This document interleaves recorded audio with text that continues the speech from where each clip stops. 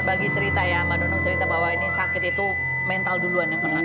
Mental. Tapi aku sakit kan bukan sekali ini ya. Dulu pernah sampai setahun yang bolak-balik Singapura itu malah kepala yang tiap hari disuntikin kepala sampai berapa puluh kali. Tapi itu beda, emosinya beda. Enggak, emosinya beda, masih yang bisa kayak ya udah sakit ya berobat gitu. Terus aku kena mio mama itu kan udah gede diambil sama kandungannya sekalian kan rahimnya. Dan itu juga nggak apa-apa, padahal itu operasi besar gitu loh. Nah ini Kalau ini kan operasi kecil sebetulnya ya, cuman cancer gitu loh.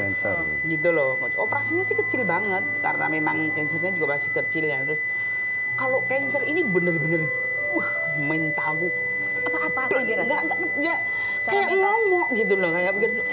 Cancer orang jarang loh bisa mau menerima gitu ya. Kalau orang sakit apa ya operasi. Kalau namanya kayak waktu pertama kena cancer tuh aku cuma diem. Hampir seminggu tuh aku nggak ngomong, cuma diem. Terus aku nangis nggak mau di depan keluargaku, nggak mau di depan dia. Aku juga nggak ngomong sama dia. Dia juga ngerti lama-lama aja dia gak tahu kan, kok kamu kenapa sih kok kayak berubah gitu tuh. Cerita aku sama dia gini aku cerita sama dia gitu tuh. Dia coba diperiksa dulu gitu aja. Mudah-mudahan jangan cuman kelenjar-kelenjar biasa aja gitu. Mbak Minun juga cerita tadi tidur masih susah.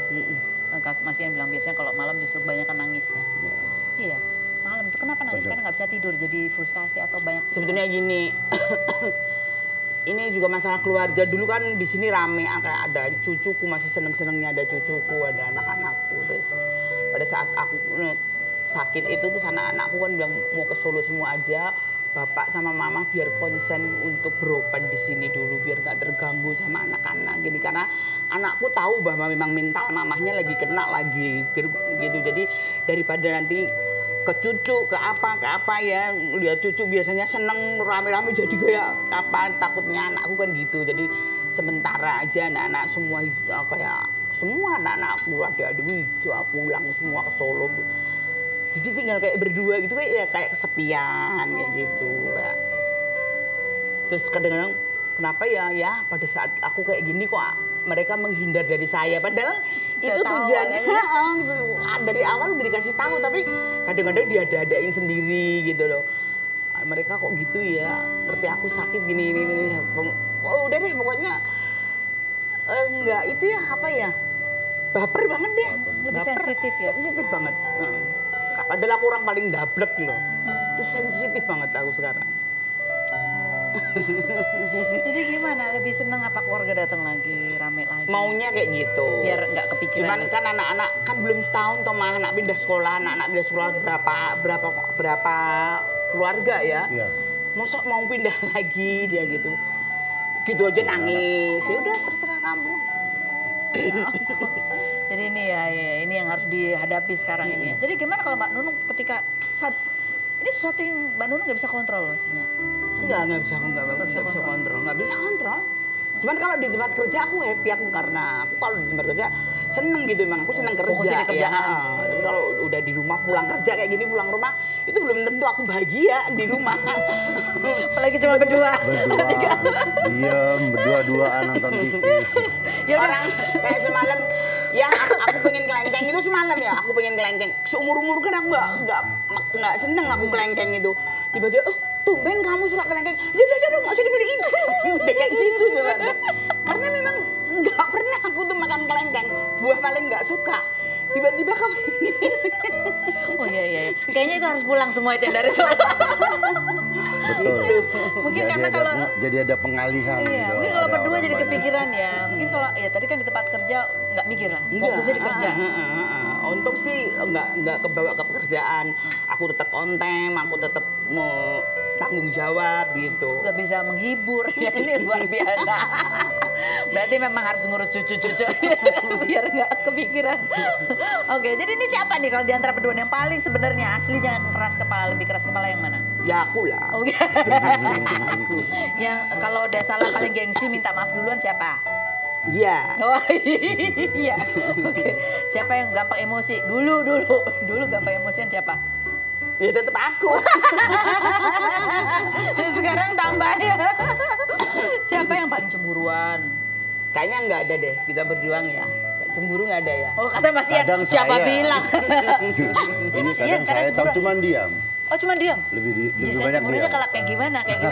Ya, diam karena nggak ada bukti, karena memang aku nggak ngapa-ngapain, cuma curiga-curiga, kok gini sih gitu aja. Enggak, tapi mungkin cemburunya bukan karena apa, tapi karena apa istrinya kenapa kurang mesra apa gimana gitu, kurang perhatian apa gimana? Ya begitulah. Diam aja gitu, Iya. silent treatment.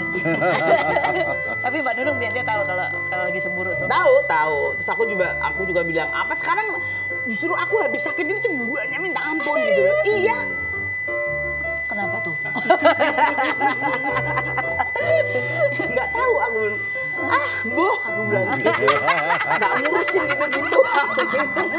Isin aku didengerin orang kalau kamu cemburuin, aku bilang gitu. Oh, tapi kalau lagi cemburu jadi nggak kepikiran ini kan? Iya kayak tadi, kayaknya perasaanku gak enak banget dia bilang gitu. Kamu sebetulnya lagi ngapain sih?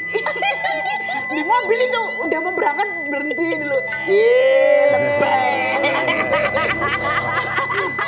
Orang nggak pernah bisa, paling bisa cuma 5 menit 10 menit. Dia beli, tak suruh ke toko buah gitu ya, sebentar kan, gitu kan deket rumah gitu kan. Terus kalau mau selingkuh itu waktunya kapan? Gitu. Kita berdua terus. Aduh lucu banget. Lucu. Ya kalau sekarang bisa lucu ya, pulang rumah nggak lucu lagi. Ya lucu. Kalau aku nggak taladenin, nggak taladenin. Nggak taladenin. Gila kamu, aku bilang gitu. Malu, habis sakit gini malah cemburuan kamu. Dulu aku sehatnya kayak gitu, kamu nggak pernah cemburu. Oke, ayo pulang semua keluarga ya, bye-bye. Oke, baik. Nanti kita seru-seruan lagi sama Nunung Mas Ian ya. Ada Ghea Yubi yang akan kita ajak ngobrol juga. Kita lihat dulu profilnya berikut ini. Ghea Yubi, pedangdut berusia 23 tahun ini mengawali karirnya dengan membuat grup duo seblak pada 2014 dan dikenal saat membawakan lagu Nggak Ada Waktu Babe pada 2018 hingga ditonton 240 juta kali di YouTube. Bungsu dari 3 bersaudara ini pernah membuat grup Yobi Sister bersama kedua kakaknya yang juga personil grup Duo Racun. Perempuan asal Bandung ini pernah berpacaran dengan Gian Zola, pesepak bola yang tergabung dalam Arema FC sejak 2019, bahkan memiliki YouTube channel bersama, namun putus setelah 3 tahun lantaran sering LDR. Perempuan yang mendapat penghargaan Emmy Awards 2019 ini sempat viral videonya saat manggung ditemani wali kota Tegal yang ikut berjoget namun berlebihan hingga menepis tangannya saat ingin dirangkul, namun Ghea mengklarifikasi jika sudah resiko menjadi biduan. Perempuan yang kerap membuat konten masak tengah malam ini tengah terjun ke dunia akting dalam film perdananya dan sudah mulai syuting pada Juli lalu. Benarkah Ghea selalu membuat baju sendiri ketika akan manggung? Dan bagaimana tanggapan Ghea dengan kasus perselingkuhan pesepak bola? Saksikan kisah selengkapnya hanya di Rumpi No Secret. Oke, sudah sama Ghea Yubi. Ghea, oke, jawab pertanyaan dengan jujur apa adanya langsung ya. Apakah pertanyaan jawabannya fitnah atau fakta? Ghea. Iya. Udah lama kita nggak ketemu ya. Iya. Fitnah atau fakta kalau kamu putus sama pacar kamu yang pemain sepak bola itu karena adanya orang ketiga? Fitnah atau fakta? Jawabannya setelah berikut ini, jangan kemana-mana. Tetap di Rumpi No Secret.